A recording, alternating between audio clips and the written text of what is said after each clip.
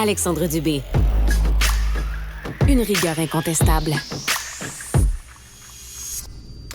Il y a 1 an maintenant, Amélie Champagne, 22 ans, qui n'en pouvait plus de souffrir de la maladie de Lyme, s'est tragiquement enlevé la vie. Elle avait une famille aimante, présente, un amoureux qui la supportait, des amis bienveillants aussi, dont Vanessa Nollet, qui s'était liée d'amitié avec elle via le groupe québécois de la maladie de Lyme. Les deux s'entraidaient, s'épaulaient à traverser ces moments difficiles-là. Alors aujourd'hui, elle souhaite lui rendre hommage, souhaite nous sensibiliser aussi sur la maladie qui est encore bien mal comprise ici au Québec. Je la rejoins tout de suite, Vanessa Nollet, qui est animatrice du podcast Tick Bootcamp, elle-même atteinte de la maladie de Lyme depuis plus de 5 ans. Salut Vanessa.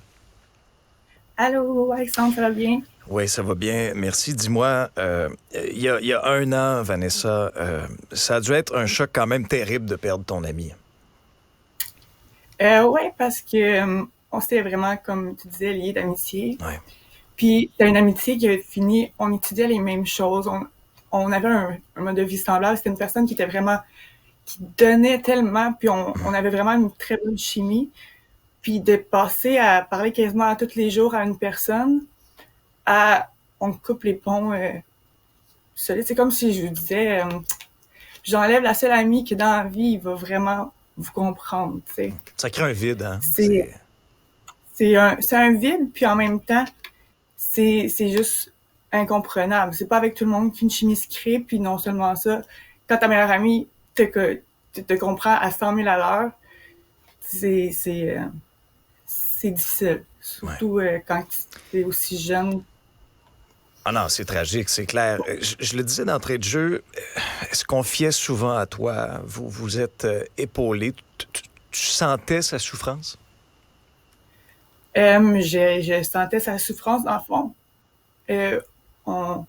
On s'épaulait. J'avais même expliqué peut-être expliquer à ses parents, parce que non seulement ça, on est dans l'errance, c'est incomprenable encore, la maladie de Lyme pour plusieurs, parce qu'on n'en parle pas assez.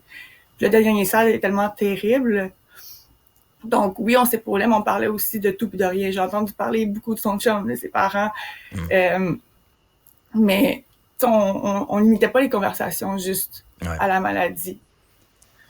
Tu parles, Vanessa, de l'errance médicale. Décris-nous à quel point là, c'est un vrai chemin de croix à partir du moment où vous ressentez qu'il y a quelque chose qui va pas bien dans votre corps. Là. À quel point vous êtes envoyé d'un bord puis de l'autre sans avoir de diagnostic clair et d'aide, puis à quel point c'est lourd sur vos épaules. C'est non seulement lourd, ça crée beaucoup de désinformation en plus de tout le mal qu'on vit, parce qu'on s'entend, là, c'est un mal psychologique, c'est un mal physique, c'est un mal émotionnel, c'est de l'incompréhension. Fait que déjà d'avoir une maladie qui est peu comprise par la plupart des gens, parce que ce n'est pas un cancer, ben quand on tombe dans l'errance médicale, ça crée de la désinformation. On a un groupe de l'EMIS, mais c'est pas toute l'information malheureusement qui est contrôlée. Puis souvent, la maladie de Lyme crée aussi un gros niveau d'anxiété. Puis là, en plus de rentrer dans des fois des conversations qui amplifient l'anxiété, ben ça mène où est-ce que ça a mené mon amie, parce que vers la fin, elle avait non seulement très très mal, elle était rendue qu'elle s'est formée beaucoup trop un peu partout, puis c'est pas tout le monde qui voit la chose à faire positif. Il y en a beaucoup qui peut-être font peut-être pas tout le temps leur part, ou qui ont vraiment très très mal, puis qui sont découragés, puis qui voient plus négatif, puis d'envoyer ça à des petites personnes comme Amélie, ben ça n'envoie pas un signal positif qu'on peut guérir. Ouais. Dis-moi, 1 an après la mort d'Amélie, est-ce que tu as l'impression que les choses ont changé au Québec? Ou au contraire, c'est encore le statu quo, puis vous êtes abandonné par le système de santé québécois? Honnêtement, je tiens à dire que j'ai des super bons médecins. Quand on est pris en charge, en général, ça va super bien. Malheureusement, on a des parents comme ceux d'Amélie qui s'impliquent vraiment avec l'association, puis qui aident encore, tandis qu'il y a un système au Québec qui ne prend pas non seulement en charge la maladie de Lyme, qui devrait être à déclaration positive. En fait, il faut le déclarer parce que c'est grave comme maladie, mais on n'a pas vu vraiment de changement. On en a parlé sur le coup. On a fait comme si si ça allait changer, je crois. Puis finalement, on s'est ramassé au même niveau où est-ce qu'il y a il y a des 2 ans, 3 ans d'attente, puis j'en passe, là. Puis on n'a pas le temps d'attendre. On y est pas, c'est être malade de la maladie de Lyme, c'est un luxe que c'est pas tout le monde qui doit se payer, qui est capable de se payer, puis on devrait pas avoir le payer non plus. On n'a pas choisi. Tu l'as souligné avec justesse. Une fois que tu es pris en charge, tu as de très, très bons médecins, mais j'ai l'impression que c'est le avant qui est un véritable calvaire. Décris-nous concrètement là, les conséquences que ça a eu sur ta vie à toi. Sur ma vie à moi, au début, j'étais folle parce que j'allais à Toronto, j'allais aux États-Unis, je faisais toutes les pas les psys, mais toutes les spécialistes. Puis, même si on voyait des détails là, dans mes prises de sang ou n'importe quel test, je te laissais à moi-même. Puis au début, ça a été vraiment des pertes d'amis, à un moment donné, c'est parce que je marchais plus. Moi, il y a 4 ans, je marchais plus, je sentais plus mes jambes, j'oubliais encore plus. Maintenant, j'ai des médicaments qu'on essaye. Faut pas oublier, on est dans des médicaments expérimentaux, mais ma vie a changé.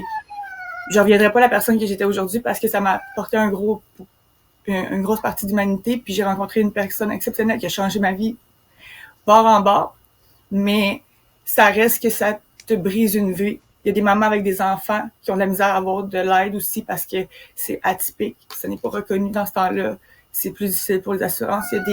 Il y a des hommes qui perdent leur emploi, qui ont des familles à nourrir, il y a beaucoup.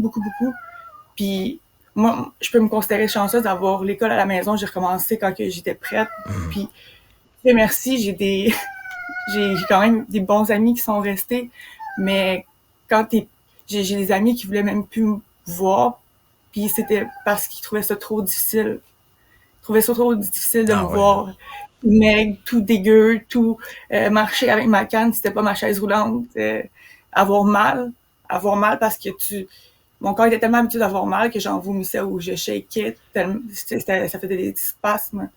Tellement que j'endurais ma douleur. Sens-tu que tu reprends le dessus un peu aujourd'hui?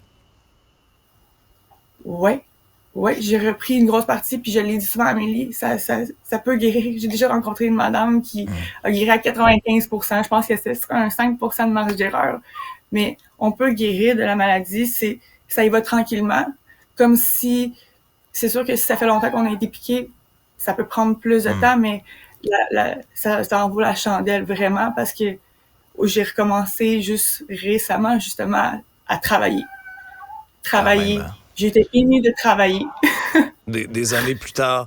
Puis, dis-moi, Vanessa, si tu avais un message, si tu avais l'opportunité d'être assise en face du ministre de la Santé, Christian Dubé, ce serait quoi ton message pour lui? On parle pas de numéro, on parle de vie. On parle de plusieurs vies. Amélie, c'est quelqu'un qui a marqué ma vie, mais il y en a beaucoup d'autres qui se sont suicidés. Hier, c'était la journée de la prévention du suicide. Faut pas attendre que le monde aille trop mal pour s'enlever la vie, parce que je peux comprendre Amélie. J'avais pensé à l'aide à mourir à un certain stade. Mais il faut pas attendre que les gens s'enlèvent la vie ou qu'ils s'informent par eux-mêmes sur des réseaux qui leur porteraient à se décourager puis s'enlever la vie. On n'a pas le temps d'attendre. On n'a pas le temps d'attendre. Le système neurologique est atteint au dernier stade et il devrait le savoir. Donc, c'est important d'être pris en charge. C'est aussi pire qu'un cancer, qu'une autre maladie. Elle ne devrait pas être dénigrée juste parce qu'on a peut-être un peu moins d'informations. Il faut en trouver de l'information. Merci beaucoup, Vanessa, pour ton témoignage. Merci, Alexandre. Salut. Restez connectés. Tout ce que vous avez manqué est disponible sur l'application ou en ligne au cuberadio.ca. Je peux m'enlever?